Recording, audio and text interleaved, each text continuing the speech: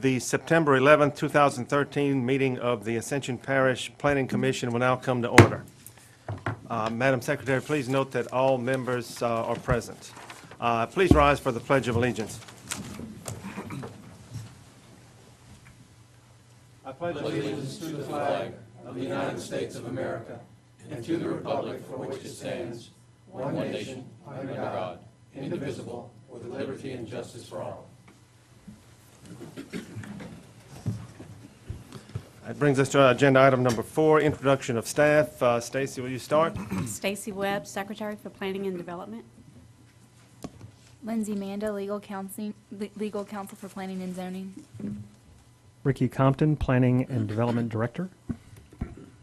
Ben Moran, Planner. Tim Ward, Engineering. Mike Petty, Engineering. Lance Brock, Zoning Official. Thank you very much, and thank you for the work that you do. Agenda item number 5 is Chairman's comments. I have no comments this evening. We'll go to agenda item number 6, minutes, approval or denial of the minutes of the August 14th, 2013 Planning Commission. Gentlemen, what's your pleasure?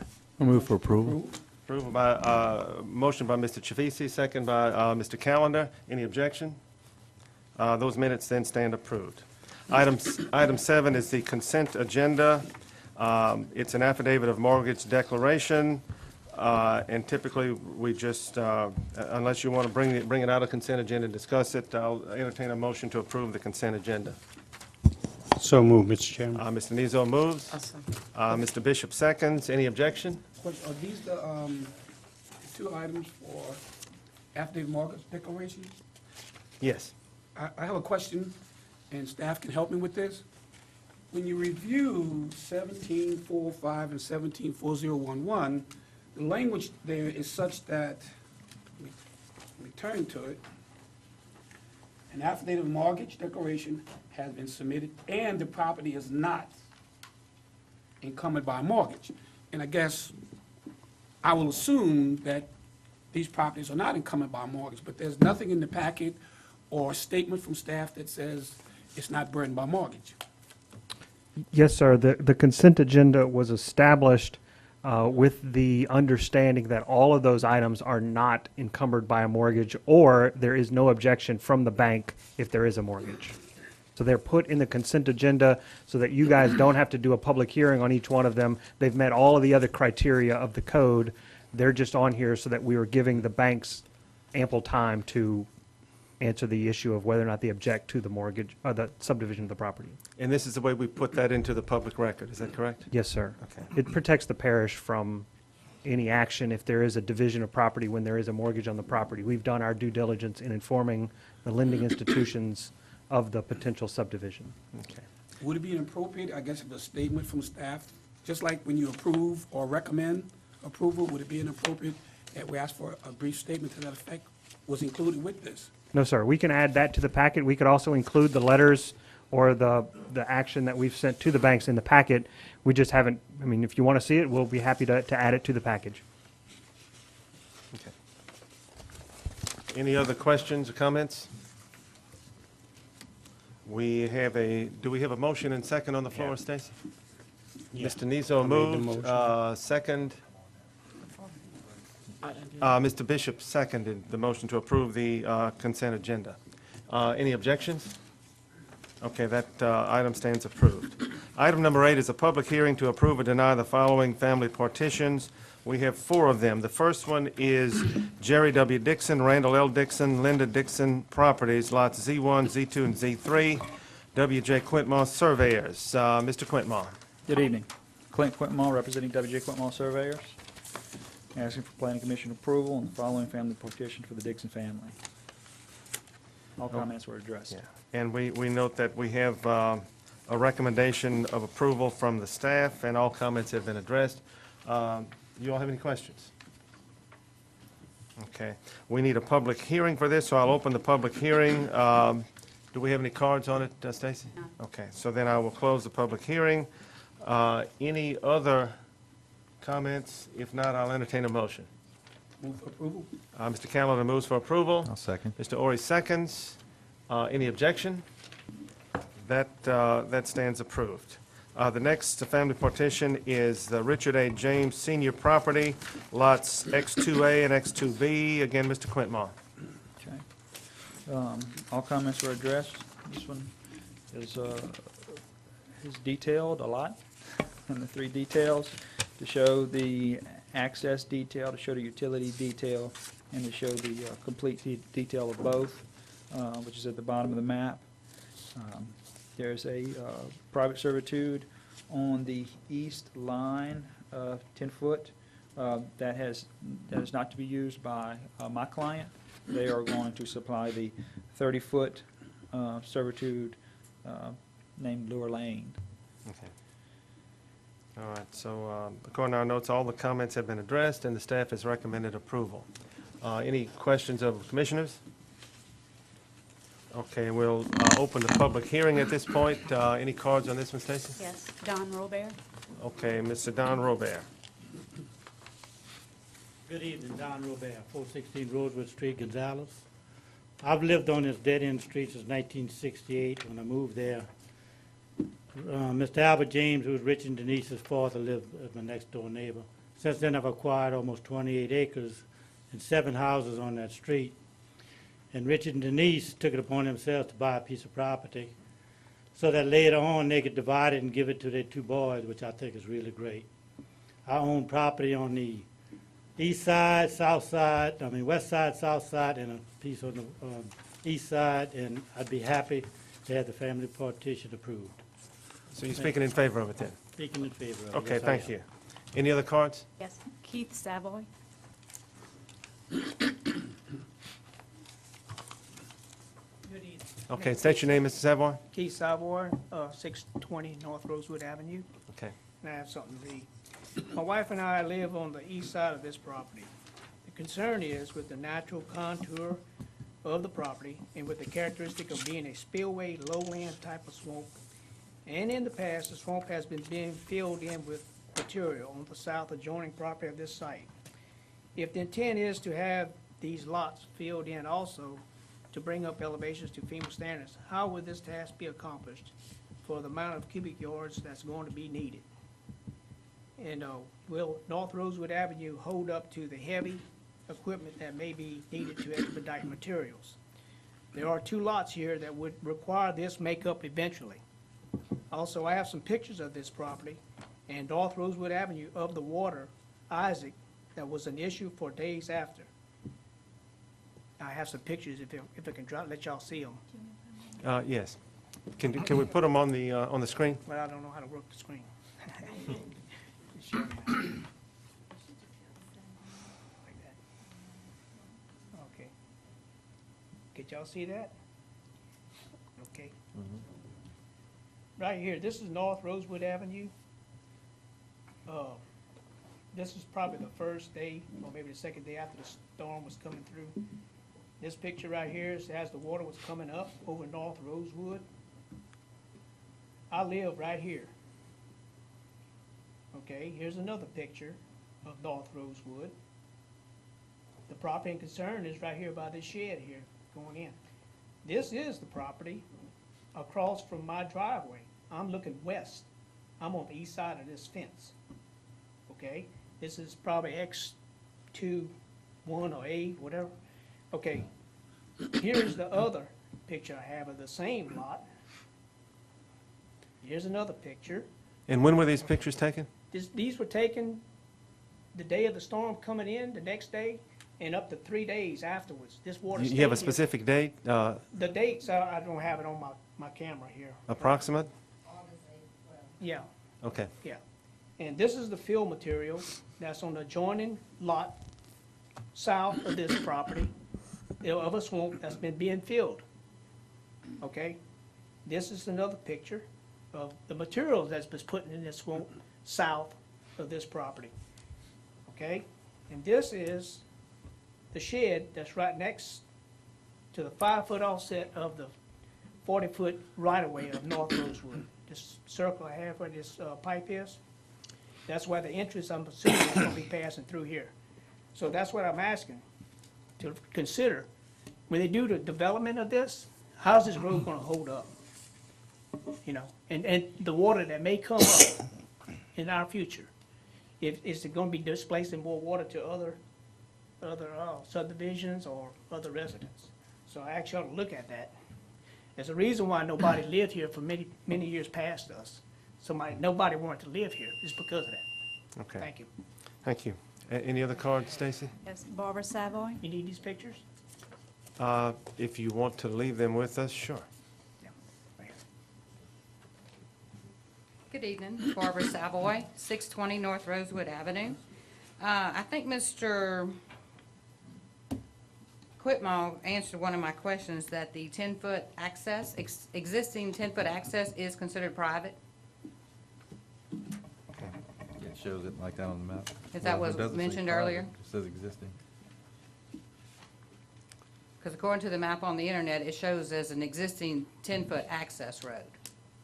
Yes. It doesn't say private. Okay, well, that wasn't on. Okay. Now, according to the plat that was on the internet, it seems like North Rosewood is supposedly in the center of North Rosewood is my corner property. That's not actually how the road was built. The edge of North Rosewood is on my property line, at the corner of the lot, not the center of it.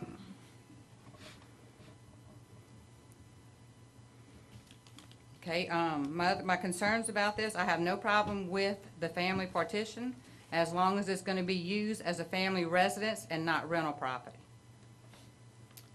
We have a situation with drainage in the area where water is actually at this point flowing over North Rosewood into the lot across the street and also across the neighbor's driveway through the front yard. There's like no drainage pipes under driveways for the water to drain naturally the way it is supposed to. And since the Savoy property, the 10-foot access is going to be considered private, what is going to divide Lure Lane and my private drive? Also, I was informed by Richard James Jr. that I would be receiving a letter about this meeting. I never did receive one. I don't know if they still go out or whatever, but if there's going to be any future mailings, I would like to make sure my address is correct. What's our procedure as far as the notification? Do we send out letters to neighboring? Okay. And you never received one, you say? I did not receive one, no, sir. I'm not sure what address it went to. This is you, Lot B, Miss Barber, that's listed as 40079 Rhonda. Well, actually, I live at 620 North Rosewood Avenue, and I've been there for 4 years. Yeah.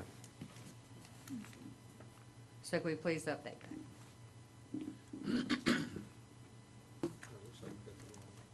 Yeah, there's Just a the mailing wrong address of one 40079 Rhonda Avenue, Prairieville. Is that, you don't receive mail at that address? No, sir, I've lived at 620 North Rosewood for the past 4 years. Okay.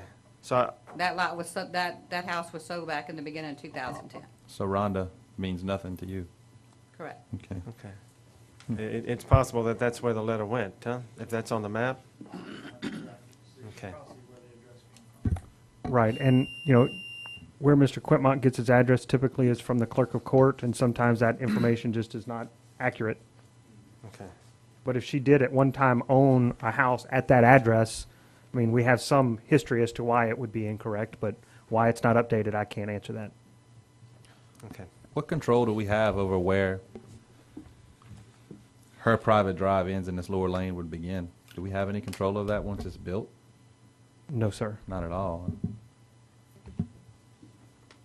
That's why I'd like to know what is going to divide the two. I mean, there's a fence there now, but it hasn't been maintained for years. A barbed wire fence.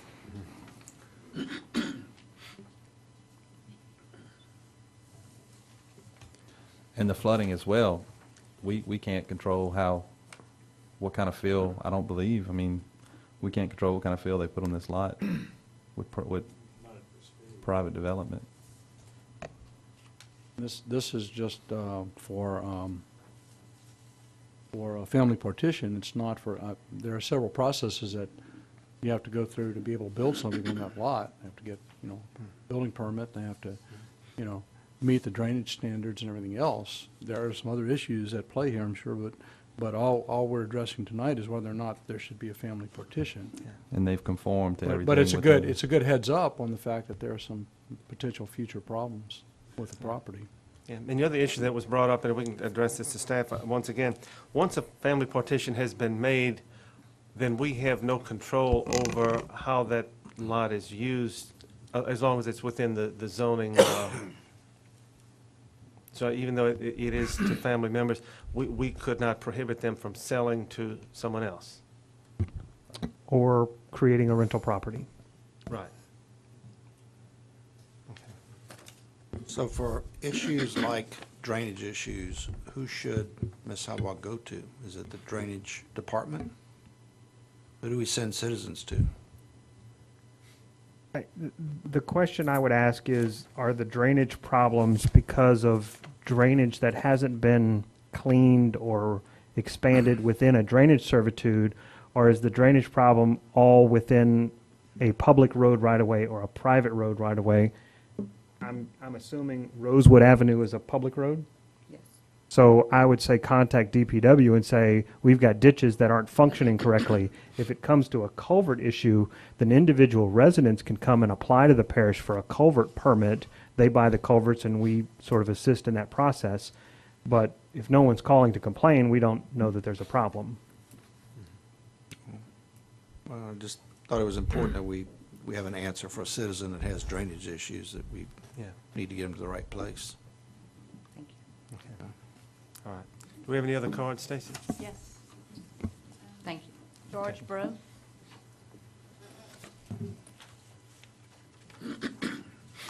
My name is George Burrow. I live on 724 North Rosewood Avenue, Gonzales, Louisiana. I'm the dead end, the last house on the corner.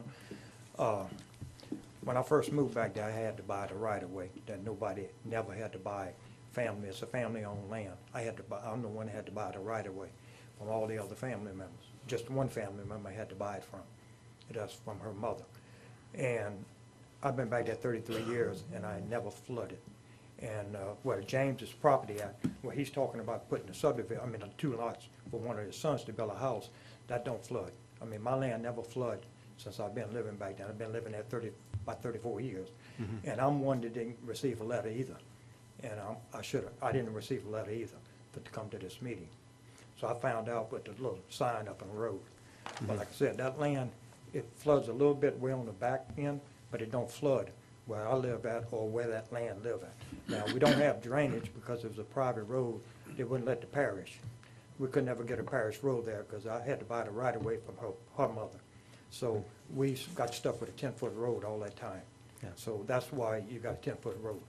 So, but like I said, I don't have a problem. They'll be facing me, and I don't have a problem with it at all. Okay. Thank you, sir. Thank you. Richard James. How y'all doing? I'm Richard James Jr., one of the sons buying the land from my father. In the actual lots that the equipment surveyed, we've done everything to be approved and up to date what the parish is recommending us to build. A 30-foot servitude off of Rosewood, and you can see in the plots of the flood zones of the lots here. This is where we're going to build. I have plans for a 3,000 square foot home. It's my last home. I've lived in a subdivision for the last 7 years. I have my wife. I have 2 young children, a 4-year-old and a 7-year-old. I'm trying to move away from a subdivision so I can build a nice home where my children can grow up like I did, with horses in the yard, ride their 4-wheelers, and not be restricted to subdivision rules. I've moved from Pelican Crossing for these reasons. My brother, the pictures, if you want to explain the pictures, the water, I can explain them also, because I've lived on this land on Rosewood all my life before I've moved away 12 years ago, and now I'm wanting to move back. The picture showing the water over the road is south of where we're building, that's coming toward the property we're going to build. The reason the water is on X2B is because of the drainage ditch that is in between Gail Robert's property and the carriage house on Main Street. The manhole, the lid was not working during Gustav, and it wasn't working the last storm. They have recently replaced it. We've addressed these issues before we even decided to divide this land. So all the issues with the city portion on that drainage has been taken care of, new drainage covered, so it should work.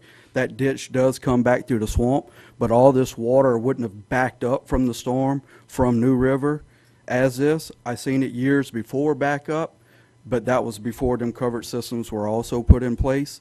I believe now that the city and the parish has maintained it since to make it the fill that we plan on putting in. If you look at the elevation, it needs 1 foot of fill, 1 foot. And that's going to be by the parish flood zone, the maps. It's all been certified and everything already. We're just asking for a family petition. We're not planning on making any subdivisions or rental properties or anything like that. The only rental property we may have is another piece that's already, but it's down the road, but it's in another place. It's not, this right here is for me and my brother to own family property and raise our family. Thank y'all. Okay, and a question, if you could stay for just a second. Rosewood is the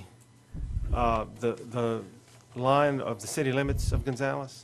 Halfway down Rosewood, I do believe. Okay, so on your side, you would be in the parish, but Mr. Robert is in the city, is that correct? One of his properties is. He actually owns another piece that touches my property that we're looking to family petition. Halfway down, it becomes parish. Okay. So it's another one of those situations where if there is a flooding problem, you know, it's a question of which entity is going to be responsible for it. And it has been addressed to my knowledge, and you can see the nice pretty red and yellow drainage caps on the ditch now, so they're all working. All right, thank you. Other cards, Stacy? Okay, so that is all of the public comments. Commissioners, do you have any questions of either Mr. Quintmo or of any of the people who made the comments? I just want, Mr. Chairman, I'd like to ask either one of them, the gentleman, is it possible that you can answer the young lady's question about what's going to divide the private servitude or passage in the, do you have anything you can enlighten her with? Correct. We plan on taking the fence down, and it would just be a conjoining, a little green space in between her private drive and our drive, and then we're given enough. I would also come back after we do try to do something to even make it a parish accessible road and blacktop it all the way down. We're given enough right-of-way servitude and everything for that access, maybe for the future. Okay, thank you. Other questions? And one thing, I did communicate with the people to make sure if they were aware of this meeting, so we wanted to make sure that they were aware. We're not trying to do anything behind anybody's backs or anything. Mr. Quintmo, you have any other comments? No, other than the drainage concern. This property does drain to the west and to the north towards New River. Obviously, the epic storm event of Isaac is one. A proportion Bond Terrace subdivision, which I live in, which is not a mile from here, stayed underwater for over a week. So, I mean, these type of events happen. This is a flood-prone area due to that fact, and it all relates to the Marvinboro pumping station on when those pumps are turned on and how much volume they can handle. And just that was just, you know, an epic, situation. The fill put in for the minimal fill on these lots is insignificant as far as drainage concerns. Okay. Well, at this time, I will, unless commissioners have any other questions, I will close the public hearing. So we have an agenda item for a family partition. Any other questions before we act on it? Okay, I will entertain a motion then here. Move to approve. Mr. Callender moves to approve the family partition. I'll second. Mr. Chafisi seconds. Any objection? The petition then stands approved. Thank you. Thank you. The next item is 8C, family partition of the Robert Abear property, lots B1 and B2. This is Earls and Associates. James Falgo, representing Earls and Associates on the following family partition. No comments were made on this one. Asking the commission for approval. Okay. We'll open the, first of all, any questions of the petitioner? Okay, we have any cards on this, Stacy? No. Okay, well, then we will open and close the public hearing. Note that the staff has reviewed and all the comments have been addressed, and the staff recommends approval. What is your wishes? Move for approval. Mr. Burgess moves for approval. Mr. Callender seconds. Any objection? The petition is approved. Next item is the Peter Leotta property, lots C1A, C1B, C1C. Again, Earls and Associates. Representing Ms. Fannie Bates on the following family partition. Comments were made, addressed, corrected on the plat. Asking the commission for approval. Okay, any questions of commissioners? We have cards on this one, Stacy? No. Okay, well, the public hearing is then opened and closed. Again, we'll note that the staff has reviewed, all comments have been addressed, and the staff recommends approval. What is your, Move for approval. okay, Mr. I'll Ori second. moves for approval, Mr. I'll Chafisi seconds. Any objection? The partition stands approved. Thank you. Okay, item number 9, a public hearing to approve or deny the following preliminary plats. A Sunshine Business Park, Lot SB, a 60-foot private servitude of access. It's a minor subdivision, GWS Engineering Incorporated. Robbie Overall, GWS Engineering. I believe you've been given the packet. I'm here to possibly answer any questions you may have. Okay.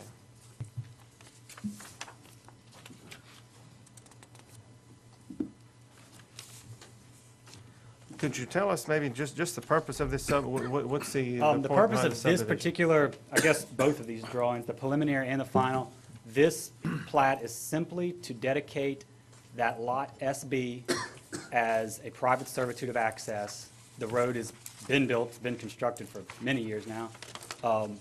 That's all we're doing. We're just dedicating that strip of land, we're carving it out, making it a lot, dedicating it as a private servitude of access. So in the future, it'll be in place to possibly put some, additional lots that front on that access. We're simply creating it at this step. Okay.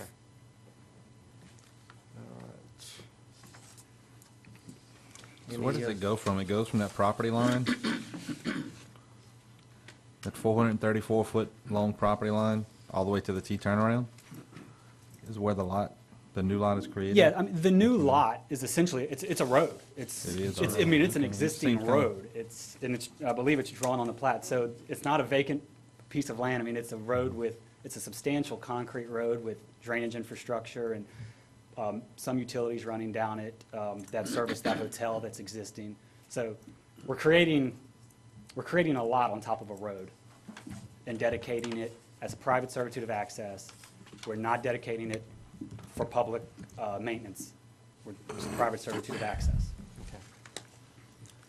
I believe that's why we're able to take it as a preliminary and a final at the same time, That's what I because was wondering. the improvements are there. It's built, and it's, And it can only be done under minor subdivision? Right. What year was the road built? what year was that? So in an ideal world, 6 years ago, they would have submitted this as a preliminary plat. We would have reviewed it, approved it. They would have gone out and constructed the road and then come back to us for a final plat to do what we're doing tonight. For whatever reason, the economy, for whatever reason, that never happened. We sat down and talked about what the best options were. We said we need a preliminary plat so that when we compare it to the final plat you submit, they match, so that if you ever do anything in the future, we've got a starting point.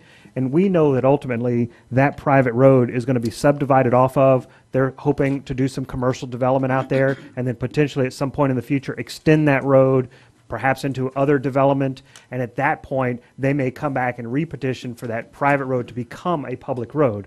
But today, we're creating a private road for the potential subdivision off of it to do more commercial development. Couldn't have said it better myself. Yeah, that was why there's two. Okay. Any other questions? Okay, this requires a public hearing, so I'll open the public hearing. Do we have cards on this, Stacy? No. Okay, so we can close the public hearing. Any other questions, comments?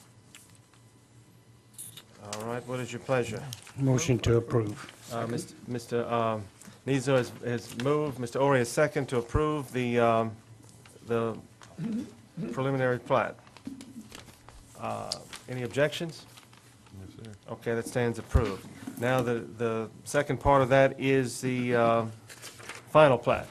And same thing, Sunshine Business Park, Lot 6B. This is agenda item 10A.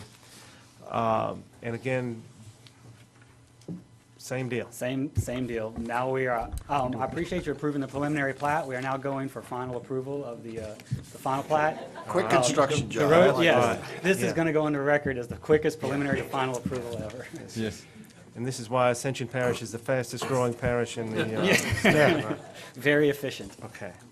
Again, we need a public hearing for this, so I'll open the public hearing. None. No cards, so we'll close the public hearing. Any other questions of commissioners? What is your pleasure? Just one thing. I just wanted to bring up the staff recommendations that keep in mind if this final plat is approved, we need to make sure that those recommendations are added to that The note. motion. The note has been added. I got one with the note added on it, but everything was We already don't put have it. together and sent out. Okay. But I've seen it. Okay. So then what we would recommend then is the approval of that, subject to these recommendations. Yes, sir. Okay. Motion to approve. Mr. Nizo makes that motion. Second. Mr. Bishop seconds. Any objection? Okay, motion is approved. Thank you very much. Okay.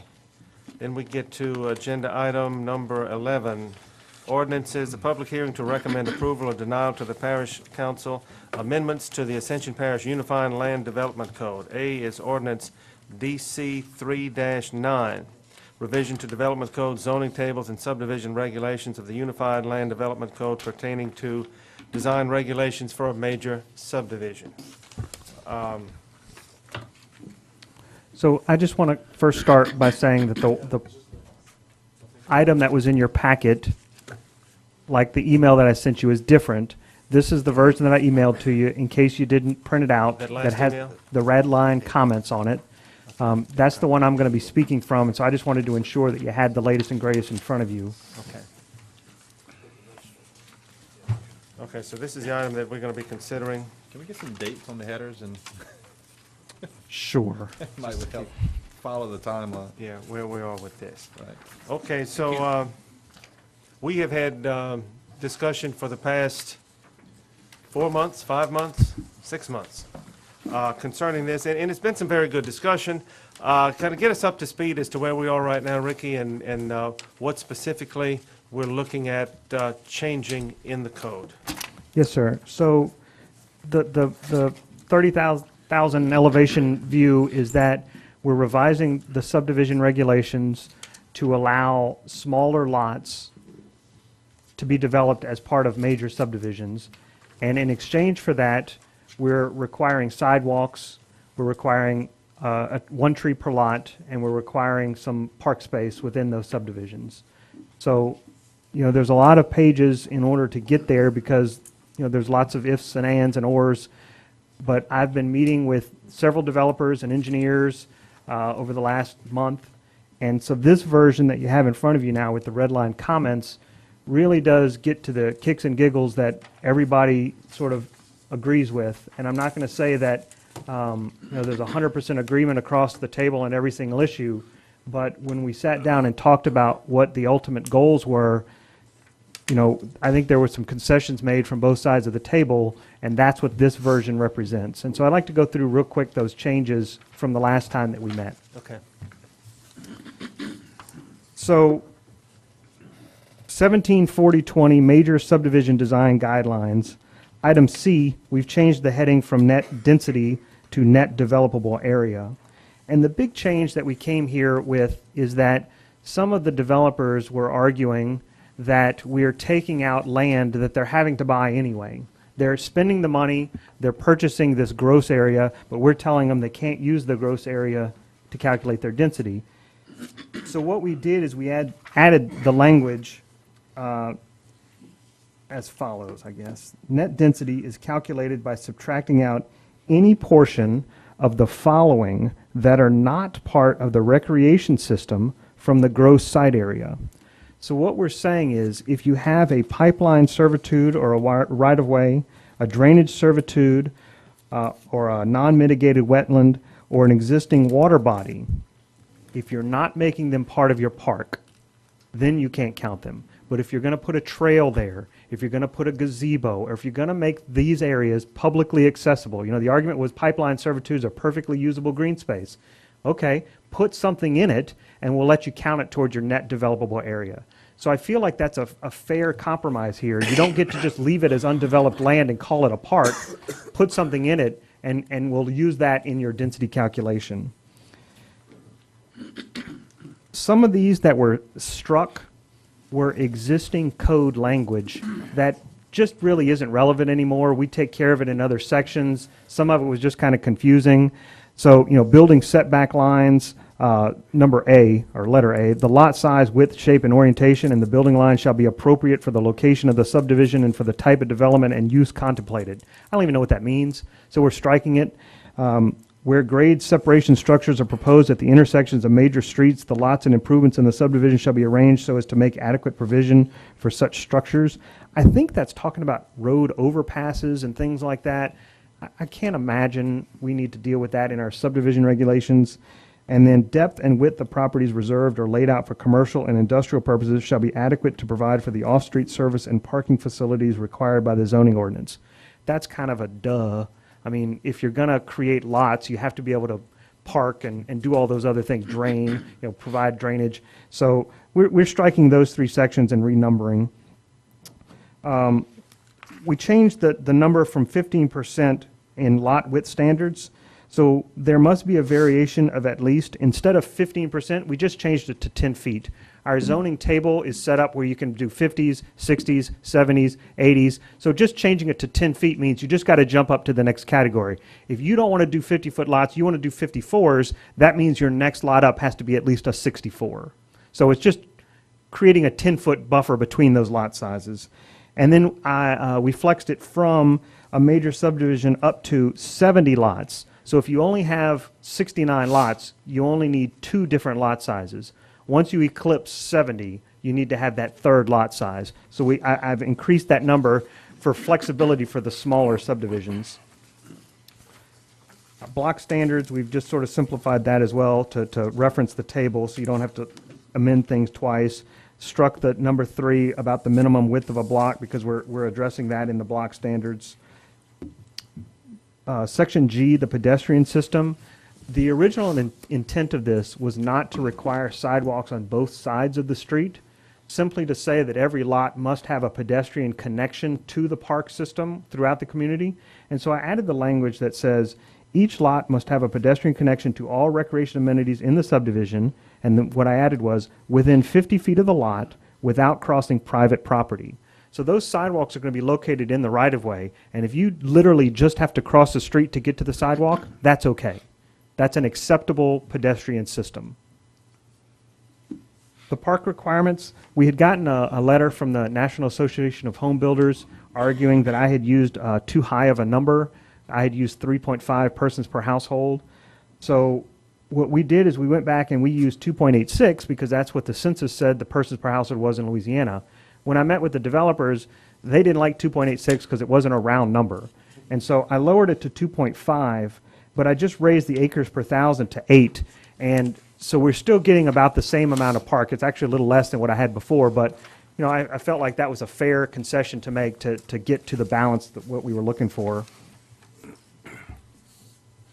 There was a question about what my definition was of upland park space, and so I added the the text there in parentheses that says lands that are not wetlands or stormwater ponds. We want play areas that, typically you would mow. That's what we'd call uplands. And then we reduced it from 70% to 50. So we lowered that to what the developer is actually required to do. And then where it says Class A trees per acre, we had a discussion last month of what those are. And so there's a reference to a subsection where you're going to look at to get that list of trees. And then under tree requirements, we've reduced it from 2 trees per lot to 1 tree per lot. We've defined how you're going to measure the 2.5-inch caliper. And then we also changed the tree preservation because I had just used a blanket 24 inches. Well, some trees, if they're significant, can be smaller and still qualify for preservation. And so that list is actually now included as part of the code as well. And then the next section shows the list of acceptable Class A trees. And that's it. Those are all the revisions from the last time that we talked. Commissioners, do you have any questions of Mr. Compton?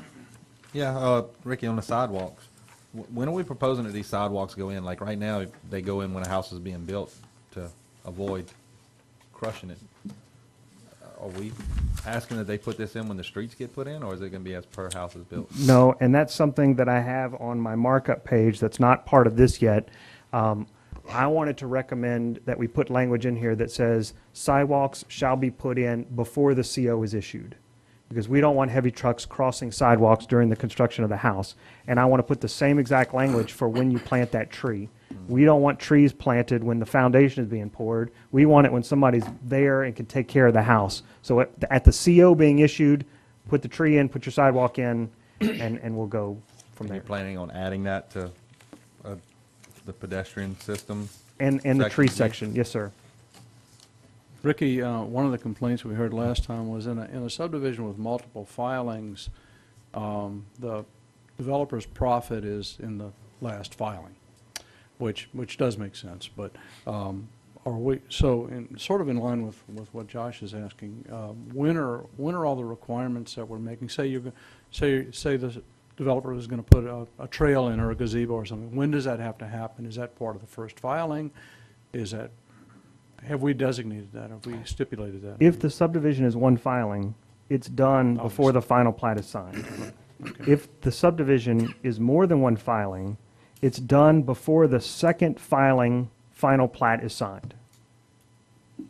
You've got one filing worth of residents living in that subdivision, the park and recreation amenities need to be in place. It's not like that right now. If there's a park in a subdivision, it's not necessarily stipulated that the park has to be up and active and running for the first filing, right? We don't require parks in subdivisions right At now. all, huh? No. Okay. Right now, the only parks in subdivisions are part of plan unit developments, and those are based on which filing those parks are in.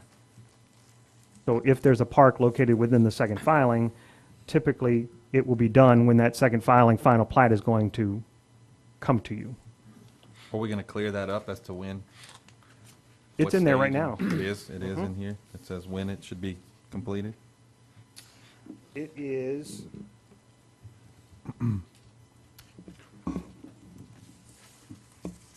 Section H, under park requirements, number 8.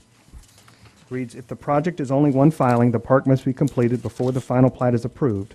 However, landscaping may be withheld until water service has been provided to the park. If more than one filing, the park must be completed before the final plat is approved for the second filing.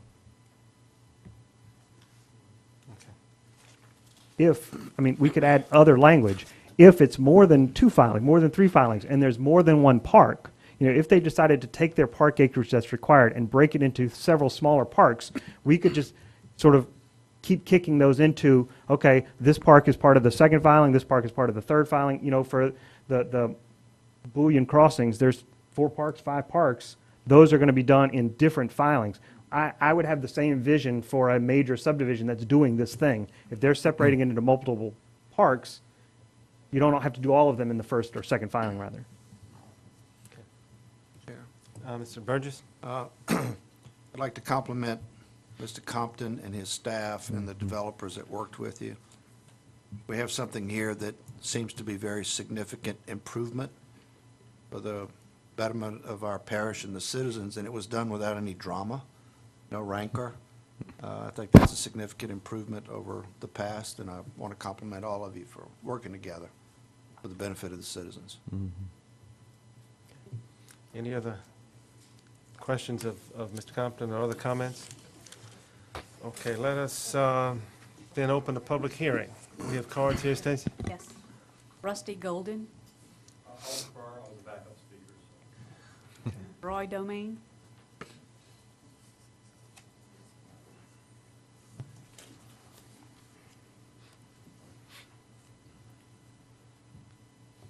Good afternoon, Roy Domain, a local contractor, designer, and building for 31 years in Ascension Parish.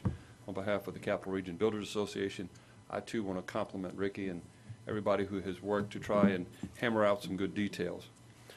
One of the points, and I realize with only 3 minutes, right? Well, and we can extend that. I mean, I would want a full discussion of this, so if we get to the end and commissioners will allow you more time, we'll give you more. I appreciate it. One of the big concerns that we have in the subdivision, it's called major subdivision guidelines, is we're starting out with this requirement that anything, a major subdivision is 10 lots plus, 11 lots plus. 21. Oh, we moved it to 20? We didn't move it, it's code. Code moved it? What's like that now? Code says Got up to 20 or more. lots is on my air. Okay, glad you clarified that one. Okay. All right, so major subdivisions, 20 and above. We now have these side setbacks. Right now in the parish, if I'm going to put a home on a lot, I have to put a minimum of 5 foot on either side, okay? Plus, in Ascension Parish, and not in other parishes, the overhangs are counted within that setback requirement. So now, most of the homes that you see, unlike older homes which had 2 and 3 foot overhangs, everybody's basically going down to 1 foot overhangs. So now, on a 70-foot lot, 80-foot lot, which you hardly ever see now, we're going from 5 foot, adding 1 on both sides, so 10 went to 12. So I just cut that distance down that I can build. All right, well, let's pare this down. Let's go to some of the items that are available. Ricky said we're going to be working in 10-foot intervals. So now we're going to look at a 50-foot lot, okay? And I'm now going to have to do 7.5 both sides, which is what it's increased to, plus a foot of overhang on either side. I have now taken 17 feet off that buildable piece of property. Now what I have done is to create a shotgun. I'm very, very limited on what I can do architecturally to give that client a house. Let's face it, for those of you who live in homes right now, how many of you's children want to play in the side yard?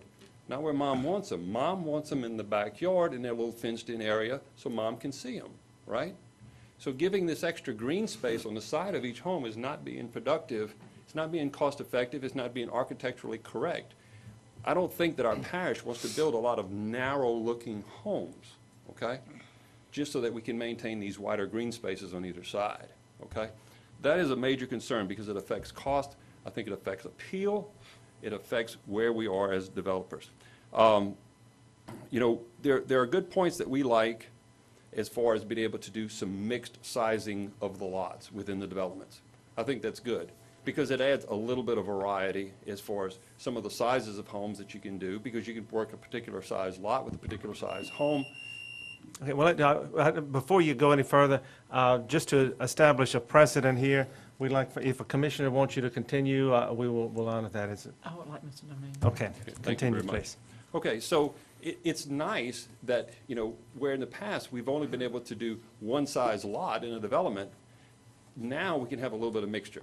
It goes along well with good planning, okay, that you got some lots on a particular street and you can do a certain section, you can do mixed use as far as blend some 60s, some 70s, some 80s. It gives you a little bit of variety, a little bit of price differentiation, but yet still the families are there together. So I think that is good. We do have some concern about the amount of space that's going to be needed for the parks.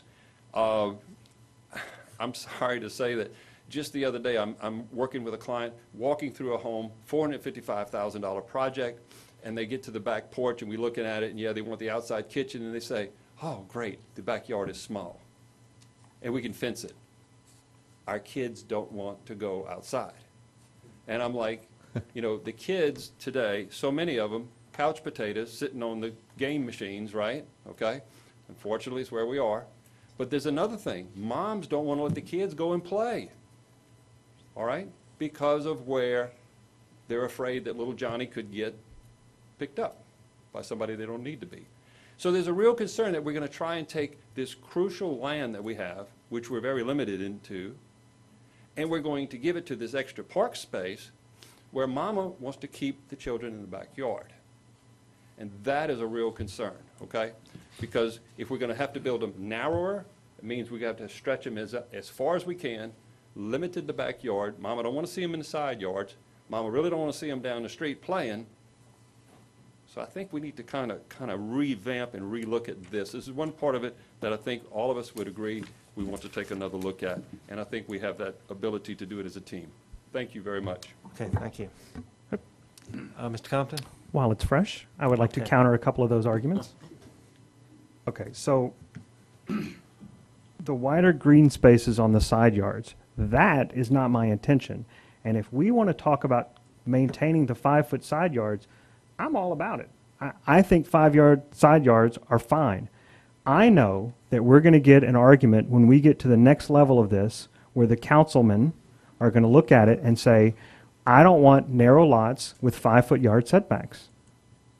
I want my setbacks to be further apart because we have a primarily volunteer fire department and it takes longer to get to some of these houses, and we don't want fire jumping from house to house to house. You know, I would question whether or not that's ever happened in Ascension Parish, whether that's a problem that we need to resolve, but the fear exists. And so one of the things I felt like we could do to get to the smaller houses, the smaller lots, was to increase the side yard setbacks. Not what I want to do, what I think needs to be done in order to accomplish this goal. If we all want to go and fight the good fight and try to get 5-foot side yard setbacks, I'm all about it, because I think that's what they should be. The amount of space for parks, I could argue is still not high enough. The national standard is 10 acres per 1,000. And, you know, I spoke with the woman with the National Association of Home Builders today, and she gave me some literature to look at. And one of the facts in that literature reads, 3 community features would seriously influence the purchase decision of at least half of all buyers. Walking and jogging trails, 60%. A park area, 54%. And an outdoor swimming pool, 50%. The National Association of Home Builders is saying, if you do this, more than half of your buyers will buy in your neighborhood. And this literature goes on to say, and I don't have it in front of me yet, that you can charge more money for those houses. It's a fact. It's a national fact that those houses you can charge more money for. The last thing was the implication that we're trying to force people to build smaller lots. We have no stake in that game. We're giving you, the builder and the developer, the opportunity to build smaller lots. You can still build 70s, 80s, 90s, half-acre, 1-acre lots. We just think that the market is going to continue to trend for those first-time home buyers and those people that don't want the big yards but maybe want some public space to build a smaller house on a smaller lot. And in this table, it says 10 feet, 5 feet for the side setback, so, and that means, On those house types, one of your sides would be 5 and the other would be 10. I got you. So you'd maintain a 15-foot building separation. okay. Any other questions? Okay, next card. Billy Aguilar.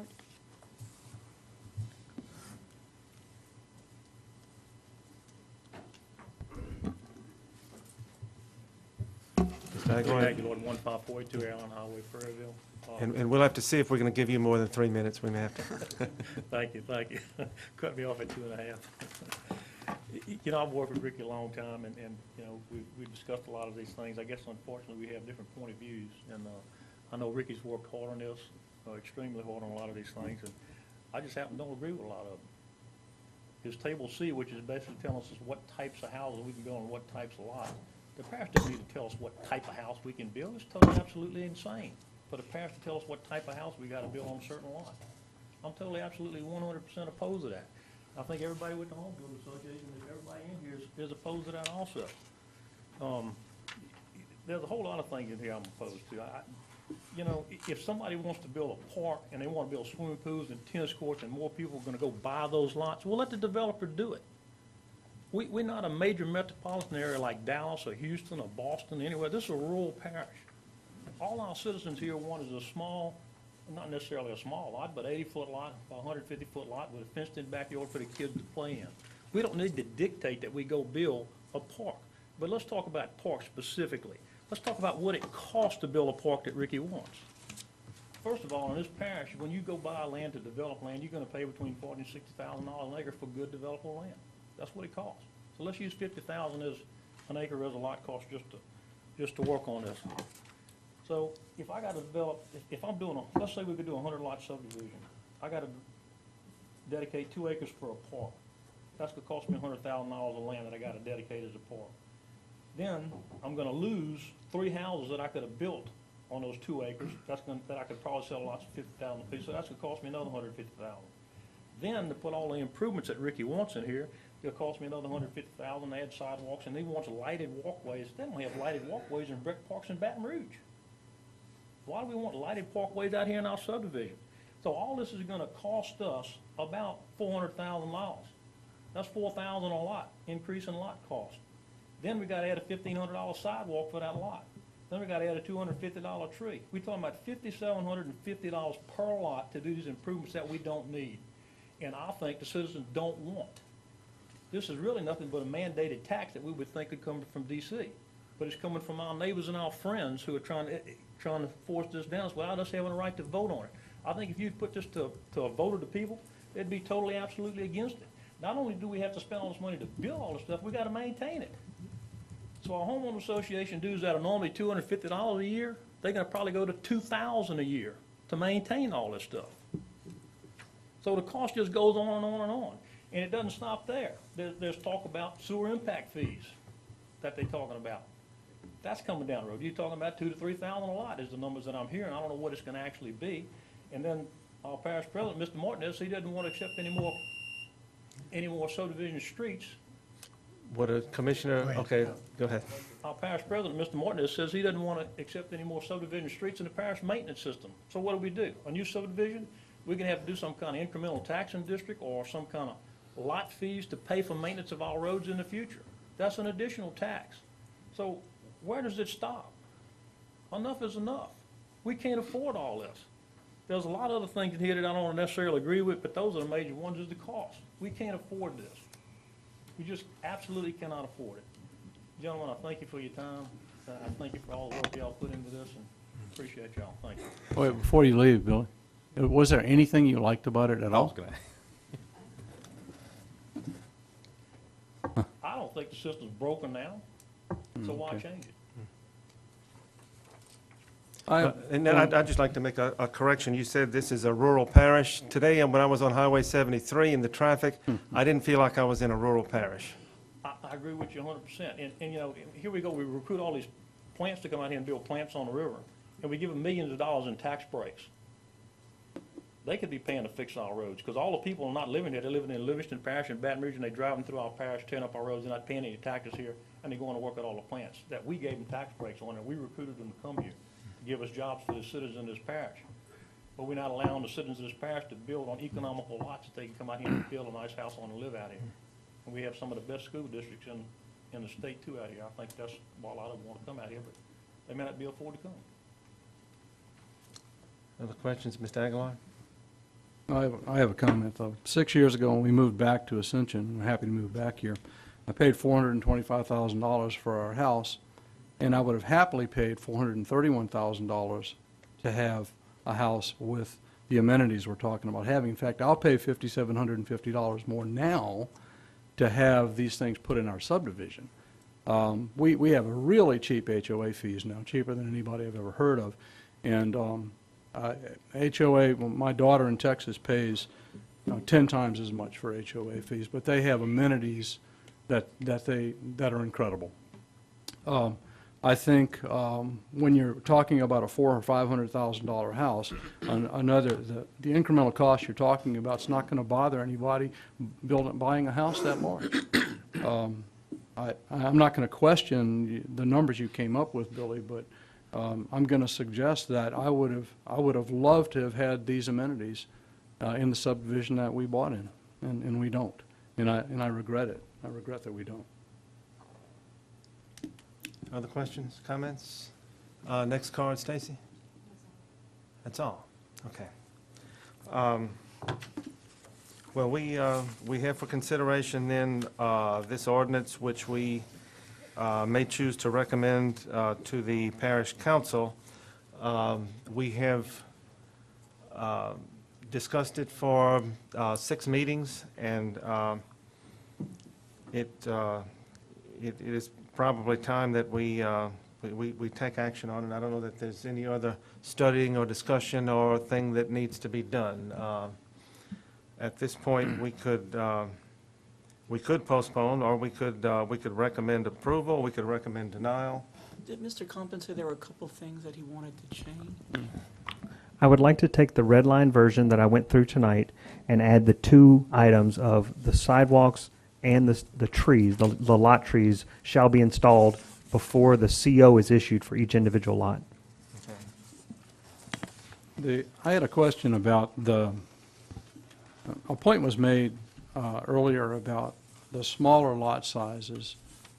Basically, with the setbacks side setbacks, we're talking about making it difficult architecturally to put a house on if we're talking about a 50-foot wide lot, you're left with, what, 35 feet to, is that what we have? I think With according 5 to and the 10 math foot that Roy gave us, it's a 33-foot envelope when you count 1 foot on each side for the overhang. Yeah.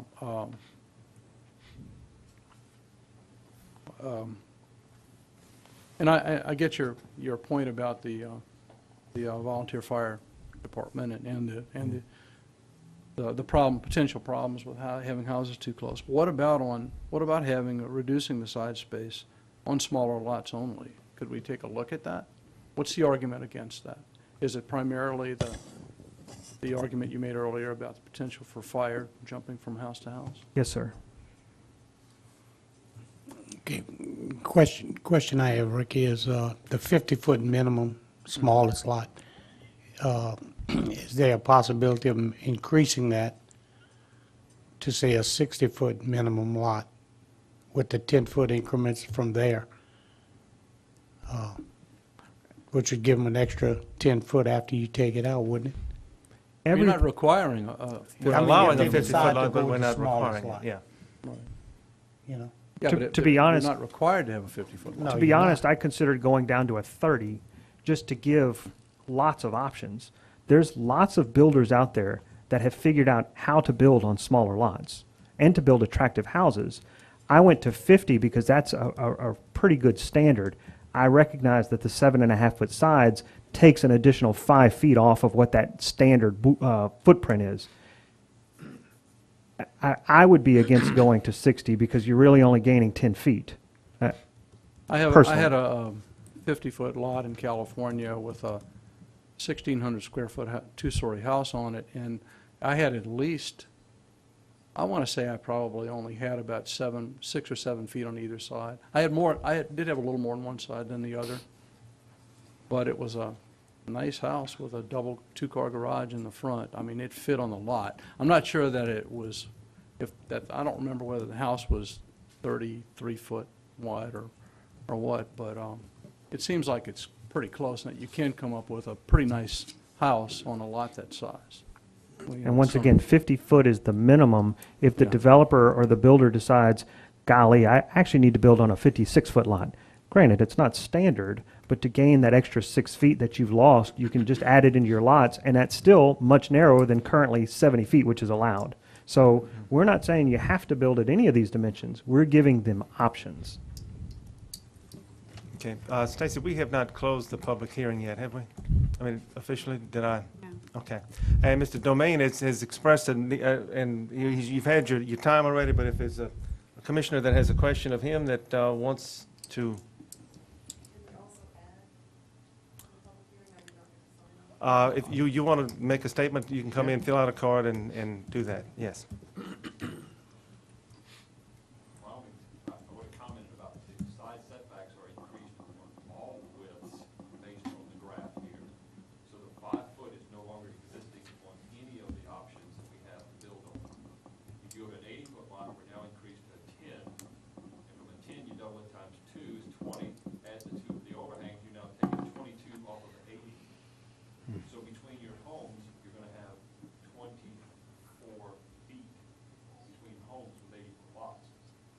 I understand, yeah. Who's? Ricky, are we not allowing for zero lot line neighborhoods at all anymore? That's it's not included anywhere. I believe zeros are allowed in our commercial zoning categories. Okay. So in crossroads and mixed use, you can still do a zero, but we don't want them in Okay. RM3, conservation or rural. Okay, you would like to make a comment? Come on up. Thank you, gentlemen. Sandy Scallon, I'm a realtor here in Ascension Parish and a lifelong resident, also a member of the CRBA. So I see two sides of this issue, which you may not have had addressed in the past meetings. I'd like to address that today. I do understand how the builders have the restrictions of the lot lines. We also need to understand the appeal to the client, the buyer of these properties. They really do not want 30-foot wide houses on little tiny lots with no overhangs. Second issue I want to address is related to Mr. Gaspard's comment. On our larger lots and our larger subdivisions, I do think these amenities are very much required and desired by the citizens here in Ascension Parish. The smaller houses, the smaller subdivisions, these people can't afford it. The builders can't afford to build that, and we have to understand that we have young growing families with modest-sized houses that need basic housing in a structure where they can afford to live. They don't necessarily have to have large amenities, large acreage dedicated strictly to recreational use for those parks. Those young families are going to keep their children in the backyards, like it was mentioned before, and they're going to keep close watch on those. As these families grow and develop, they're moving into larger homes, and they go to larger amenities and desires for those amenities. So I suggest perhaps an art of compromise. We've got some great discussion on this, but perhaps there can be something that's set for the smaller houses and the smaller subdivisions, which is required, and that would appeal to the general population. And then the larger subdivisions would need these community developments, these parks, these recreational trails, because as families grow and develop, that's what they need. I thank you for your time. Thank you. I don't know the number off the top of my head, but I'm going to guess 10,000.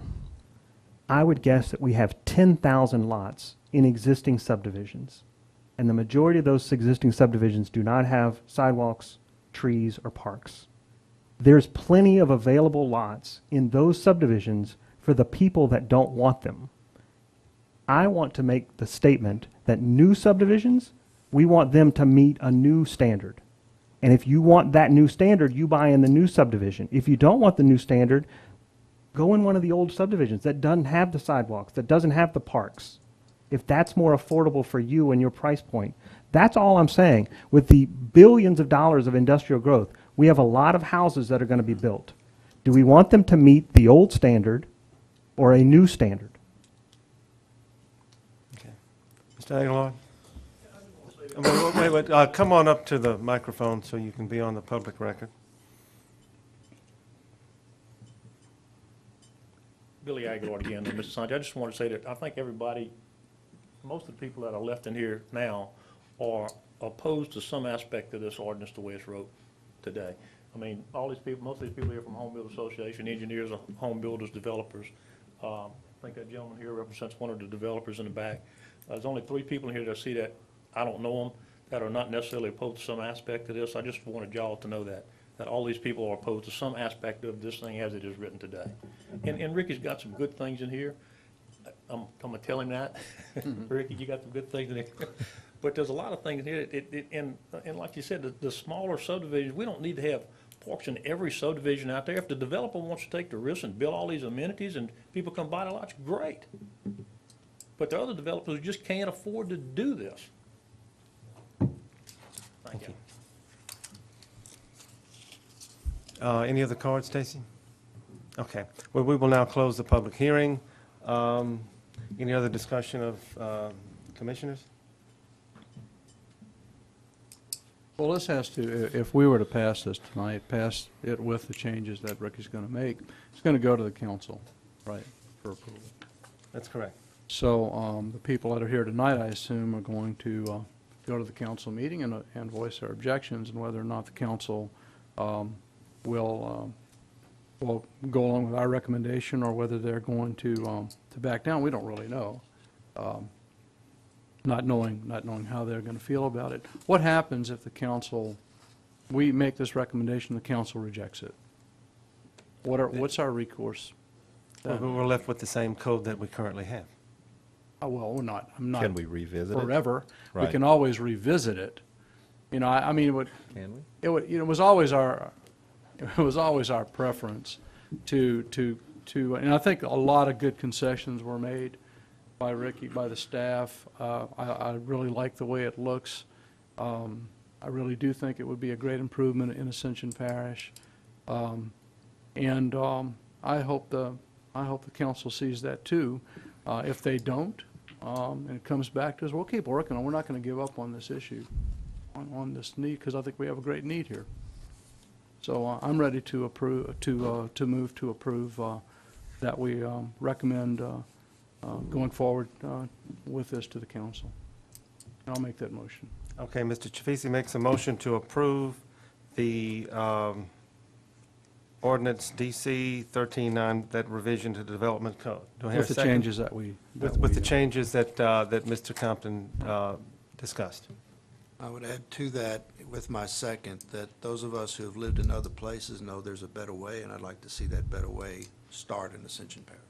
Okay, so Mr. Burgess has second. Any other discussion?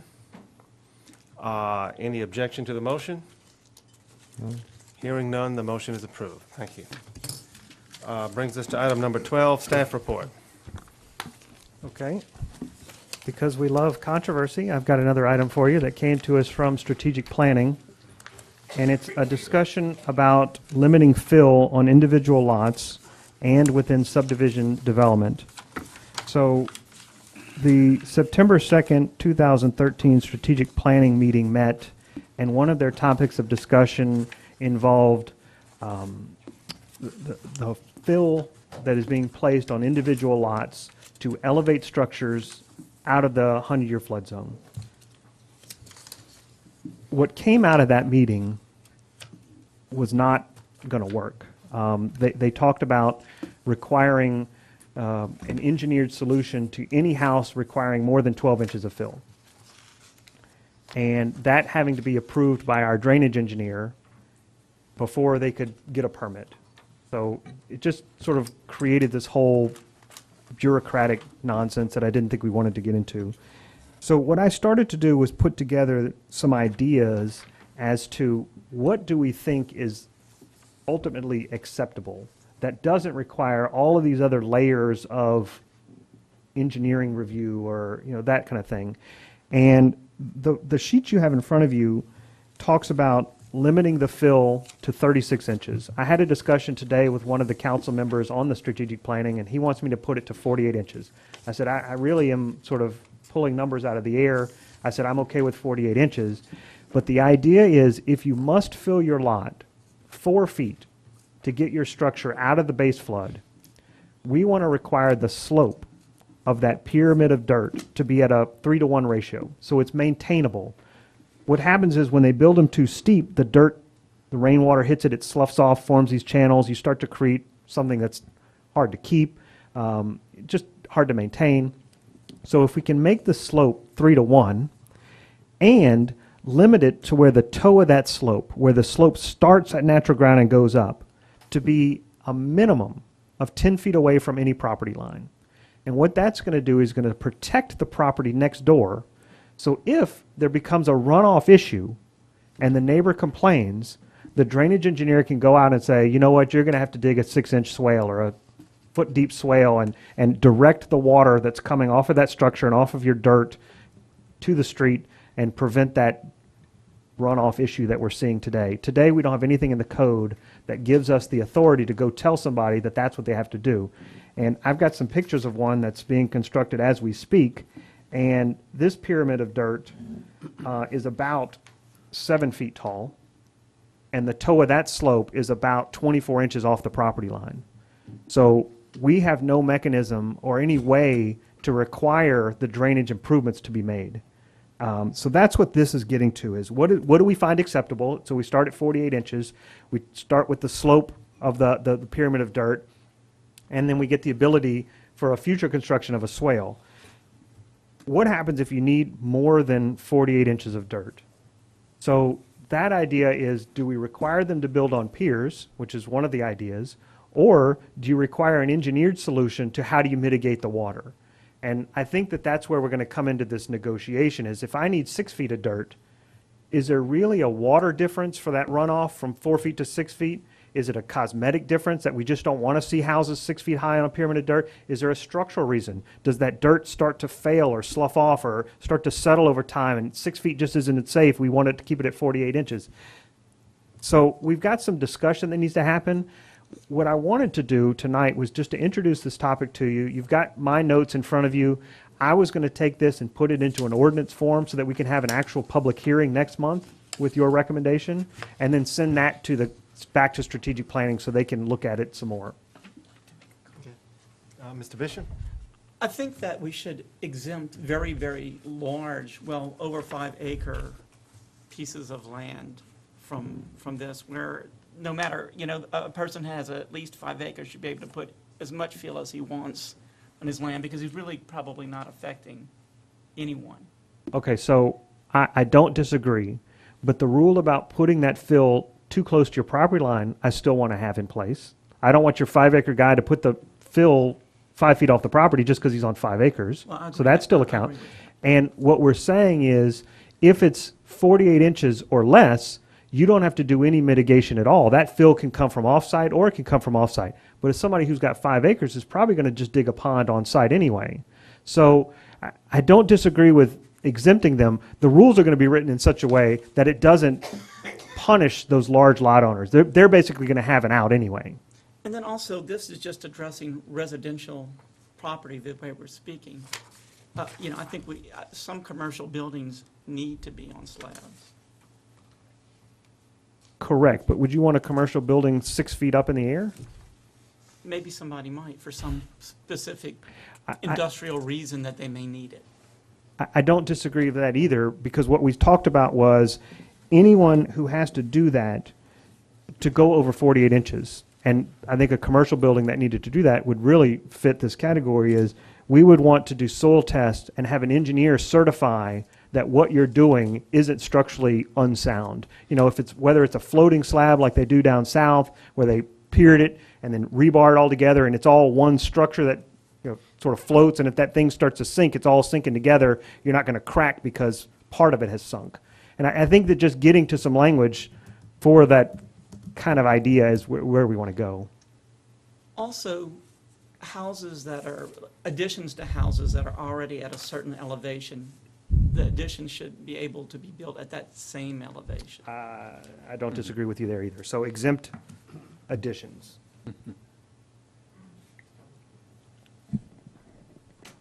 Ricky, when we began this discussion, I don't know how long ago it was, a year ago, I guess, the only stipulation we've ever had here is that you mitigate, no matter how much, there wasn't any restriction on the amount of fill you put into your house.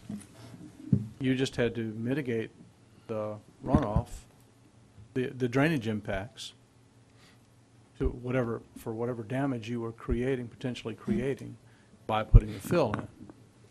Now, we all agreed that a house that needs 7 feet of fill, be able to get out of the flood zone, out of the flooded area, probably shouldn't be filled. I mean, we sort of all agree with that.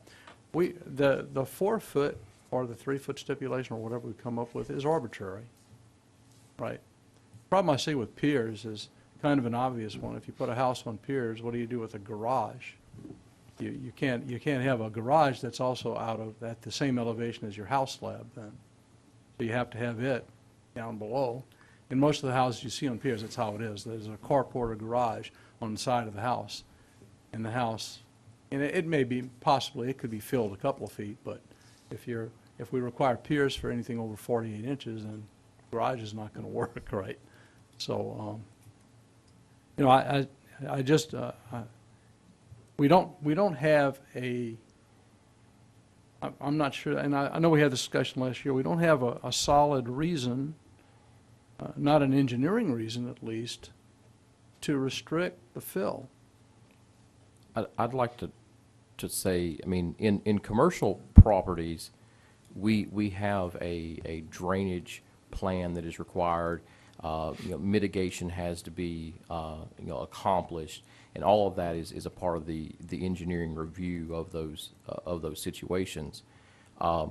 In residential scenarios, there's absolutely no restrictions whatsoever outside of, subdivision development that requires any drainage studies, any drainage plans, or any mitigation. And I think what strategic planning was trying to address are those scenarios. Lots outside of subdivisions where you see this extreme pyramiding of dirt. They're not, coming to us. I mean, this scenario right here that Ricky showed, this 7-foot mound of dirt right on the property line, no one came to ask anyone whether that was a good idea, a safe idea, or an idea that didn't prevent the offset of, a floodwater scenario in that's now impacting all of the surrounding properties. And I think, part of the heart of this discussion from strategic planning is, one, they want to come up with some sort of number. Now, I agree it's completely arbitrary, whatever number that is, but it's also to start to create situations where, people are held accountable for what they're doing in terms of impacting, their adjacent, neighbors and that sort of thing, and actually have a system for being able to approve or disapprove of what's being done in the parish as far as. Well, Louisiana statute requires, and it's from the civil law, from the very beginning, that you can do nothing on your land to cause water to run onto somebody else's land. I mean, that's in place now in Louisiana statutes. Right, but the argument is, when they come to us and we say, I'm sorry, that's a civil matter, the councilmen are tired of saying that. They want us to put something in place that lets us go out and enforce it. But what you would put in place seems like it would be a pretty hefty cost on someone trying to build a house to go out and get these numbers proven by an engineer. I mean, that's getting into the thousands to prove what kind of impact that they're having. All right, so at 48 inches, we're saying they don't have to prove anything. And, it's thrown in our faces all the time that we don't use the current master plan that we have in place. But the master plan says discourage development in the 100-year floodplain. That's what it says. It says that's your task as the commission. Discourage development in the 100-year floodplain. I don't know how you're supposed to do that when 66% of this parish is in the floodplain. So what we're saying is, if you must fill more than 48 inches, figure out another way to do it. Now, I mean, case in point was the problem that we had tonight with, down, what was it, Rosewood Road, I want to say. I mean, that is this exclusive to within the floodplain, or I mean, does this include outside of the floodplain? No, because the sheet flow off of your roof, if you're 6 feet off the ground, is still, if you're within 10 feet, 5 feet of your property, is still going to impact your neighbor. That's a civil matter. That's right. I mean, and here we are putting a mechanism in place for that just seems like it could be costly to somebody that's trying to build a house. Scraping pennies to. As long as it's the 4 feet or under, there's no financial hardship.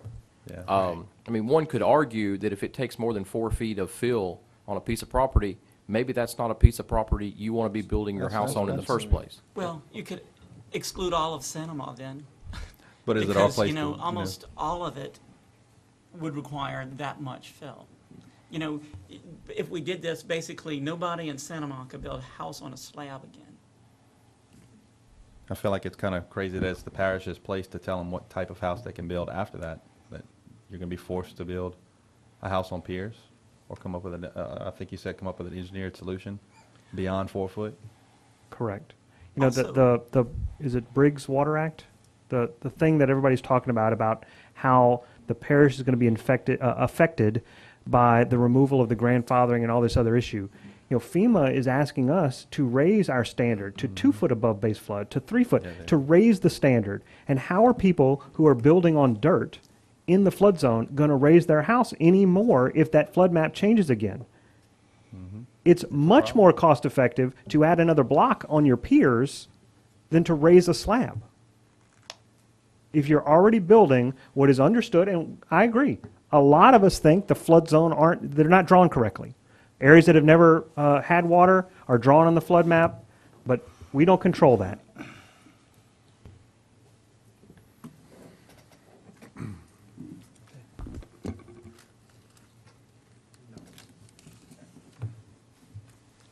Any other questions? So for this particular matter, if we wanted to take action on it, we'd have to put it on the agenda at the next meeting and have a public hearing. Is correct? Yes, sir. Are we ready for that? I don't think we're ready for that yet with this matter. You wanted to put it in the form of an ordinance, you said? Strategic planning asked for us to give them an answer at their next meeting. So, if they push that issue, they're going to get this piece of paper, because this is all I've done. If they don't push the issue, I would like to have a public hearing so we can take public comment and perhaps revise this to address some of those issues. But when they ask for our input, they're going to get whatever result we've got beyond this piece of paper. And that's what you're asking? Right, exactly. Okay, yeah. Well, we've been toying with it for quite a while. Let's have a public hearing. Yeah. Let's go forward with this and have a public hearing. It doesn't mean we're not going to be able to, not going to make additional changes to it. We may very well, Okay. based on that. Or we may reject it. Or we may reject it, right. So Mr. Chavisi moves that we have a public do. hearing I'll on this second. matter. Mr. Ori seconds. Any objection? Okay, so we'll put that on the agenda for next month's meeting. Okay. Anything else in the staff report? Have a good meeting. I'm good. Okay. Engineering staff report, Tim? The first thing, just wanted to talk about, we want to introduce this for a public hearing. We want you to bring this to a public hearing next month. And just, this concerns that the testing ordinance that we just changed, if you remember, it finally just went through, and we got it all the way through the council as of August, and our intention was not to apply any regulations outside of our right-of-way. And it had been brought to where we weren't trying to say that utilities should have to compact their backfill that was not in our right-of-way. And so that's basically all we want to do with this revision to the ordinance, to say that no pipes that are not within the right-of-way, they're larger than 6 inches, would have to be tested and submitted. So that would be the only change in the ordinance that we passed? Yeah. Okay. Questions? Do I hear a motion to put that on the agenda? Make that motion, Mr. Chairman. Okay, Mr. Nizo moves. Second. Second by Mr. Calendar. Any objection? Okay, let's put that one in as well. Ricky? Anything else? Okay. And then we just wanted to go over some of the construction that we have going on. Okay. There are 6 subdivisions that are within their bond period at this time. And that'll bring 494 lots into the system. There are 7 subdivisions which are under construction at this time, and that is another 300 lots. There have been 4 subdivisions that have been approved, but they're not under construction as of yet.